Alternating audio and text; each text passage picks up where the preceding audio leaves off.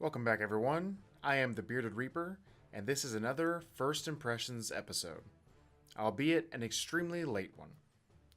School has been keeping me extremely busy lately, and for those of you who don't know, I'm going to school for gunsmithing, and I'm just now closing out the spring semester, so I've been a little busy, and unfortunately, it's been keeping me from making these videos until now.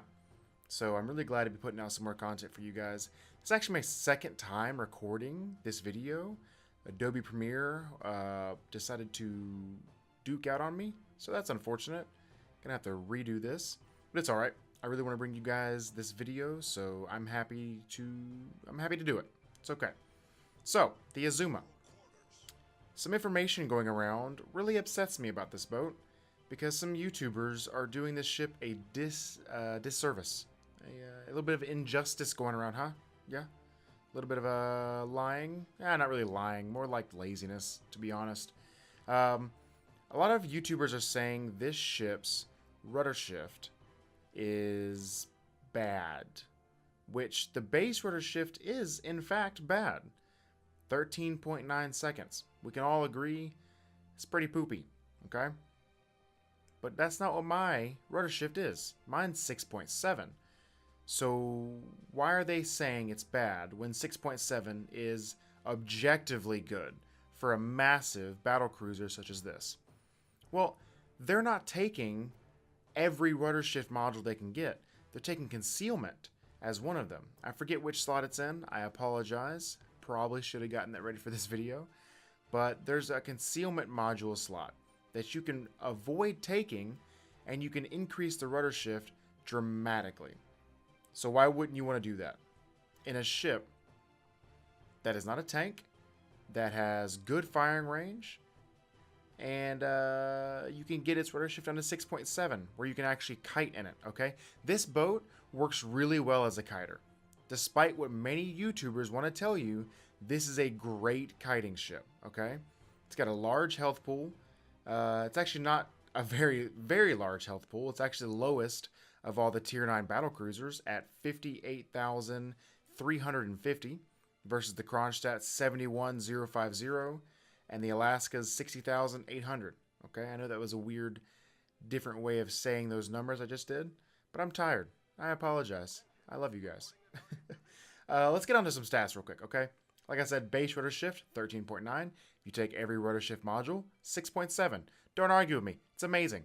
Kiting ship. Take it. Okay?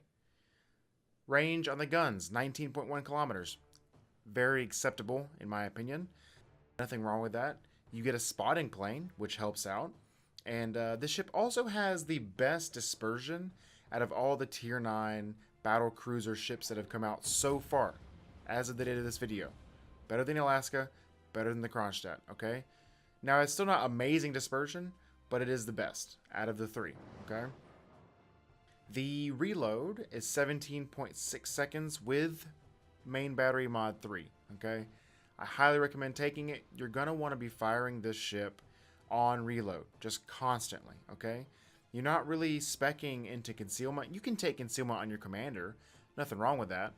But you're not getting the concealment module, in my opinion, with the first few games I've played with this game, or this ship with this game. Lord, if I already had the Azuma, I'd be a wallet warrior. Hint, hint, I'm not a wallet warrior. Shh, ignore all the premiums in my my port. Don't think about those. They're irrelevant. HE's great. HE is Japanese, so you know it does damage on impact, and the fire chance is 31%, which is pretty good, seeing as you have Japanese HE, right? If this boat's HE didn't do great damage on hit, I would want a higher fire chance. But it's kind of like the best of both worlds, right? You get a decent fire chance. It's not like British battleship good, but you're in a battle cruiser, right? So 31% is solid. Now that's with the signals and stuff, okay? It's lower base, but I think you can get it up to a max of 31, which I am very happy with. Consistently get fires in this thing, especially when you're firing at max range. You're trying to avoid, you're kiting, you're slipping back and forth with your good rudder shift. You're putting out tons of salvos with a 17.6 a second reload, which I highly recommend Adrenaline Rush in this thing because the armor is poop. Poop is a very perfect word for the armor on this boat. It is worse than the Zao, which is saying something because the Zao is basically made of paper. But it's okay. You're not a tank. Just like the Zao doesn't care about its little armor, it's going to be avoiding more shots than it takes.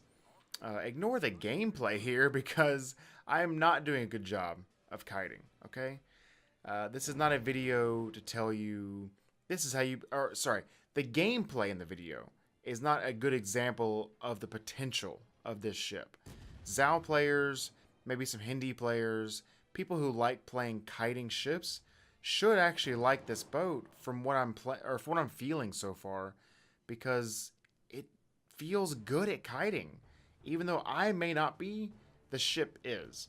So none of us are perfect. Some of us have our different gameplay styles that we like. I like brawling, so I don't have as much experience in the kiting ships as I do the big brawlers, right? Almost slipped there. It was close. You almost got me, YouTube. Haha. Maneuverability is okay. Now, the turning circle's rather large at like 920, so that's kind of sad, but I think the 6.7 rudder shift really makes up for that. Now, I know I'm repeating the rudder shift repeatedly, and it's because I'm salty about the misinformation going around about the rudder shift. The rudder shift is good. Why would you take concealment on a ship that you're going to be firing on reload at max range constantly? It's not going to do you any good. It's just a wasted slot.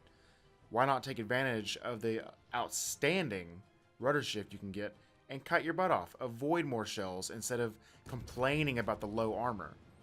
I actually feel like this is one of the better Tier 9 battlecruisers, just from the limited games I have. I've been very busy lately, so this isn't the best gameplay video because I didn't have time to record all 10 of my first games in this to meet the rules, of course. It's got to be less than 10 games, or 10 or less. I took the first okay game. So I'm not giving you the best potential gameplay video, but I'm letting you guys know that this does feel like a great kiting ship. If you're a fan of the Zao, I think you're going to really like this, okay? Like I said, the Citadel is massive, so you really want to be using your maneuverability. The speed, 36 knots, I think that's pretty good. For a massive ship like this, it's okay, okay? Nothing wrong with the speed and the rudder shift, okay? Now, how do I feel this ship stacks up and to its cost, really? That's the big thing. Is it worth $1 million free XP? I think so. I actually think this is one of the first battle cruisers that I think is worth $1 million free XP. I don't think the Alaska is worth $1 million free XP. And just of the limited games I have on the Azuma, this thing does feel like if you put the time in, you can be a monster in this boat. Tier 10 doesn't even matter. Because you're working with a combination of factors in this ship that are setting you up for success. The 19.1 kilometer range with a spotting plane helps you out a lot. Especially when you're spreading your HE and your fire damage across the map, racking up a lot more damage than you actually think you will in a HE slinging ship such as this, especially when your HE damage is so good. I've seen HE salvos do 8,000, and I've seen them as low as like 1,500. It depends. On average, I feel like I'm getting around 5k per salvo. Maybe 7k is maybe a little high for the average, but the HE damage is solid. Obviously, it depends on where you hit on the ship, which ship you're firing at, but I say fire HE, max range, constantly, and you should be able to get well over 100,000 damage in this ship consistently, which just makes the boat feel really good to me. I don't really have any complaints, to be honest. I mean, I know people are complaining about the armor and the Citadel constantly, and it's driving me insane. But, I mean, whatever. This ship is not a brawler. You're not wanting to take shots in this ship. Like I am right here, where I'm pushing out for no reason because I got bored while I was in a rush to get the content recorded. Okay? So do not do what I'm doing here. You need to keep playing in the back of the map with your team. Let the enemy target the closer teammates. So I'm clearly making a mistake, okay? No lies, no editing. I found a good game where I got 300,000 damage or 200,000 after my 200th game, 20th game, whatever. I know I'm being dramatic, but I'm a little upset at the people who just put a video out and goes, "Ship's bad, don't get it," and then say that the rudder shift is only 11 something, can't be better, so it's got a bad maneuverability. It drives me insane. It's just basically pure laziness. Like, you could just test out the things, man. You could just spread your modules out and go, oh, wait a second. 6.7 is pretty good. Is this a kiting boat? Yes, it is, okay? A lot of players are actually seeing that now, and I'm glad that the YouTube videos haven't blinded the community, because I think this ship gets a bad rap for no reason. And something else I wanted to mention today is that I'm going to be doing a second series called Final Impressions, where I come back to ships that I did a first impressions video on and see if my opinions changed. I'm only going to be doing it with the ships that I actually enjoyed playing, like the Jean Bart, this ship. I will not do it on the Asashio because I hate that ship. I see no reason to keep playing it unless the queue fills up with like 7 battleship per team games, then I'll play. Sorry this was such a rushed video. I do apologize, but I'm trying to get this content out and stop being even later than I already am on this video. But I really appreciate y'all's time, and as always, stay bearded, and I'll catch you guys next time. Take care.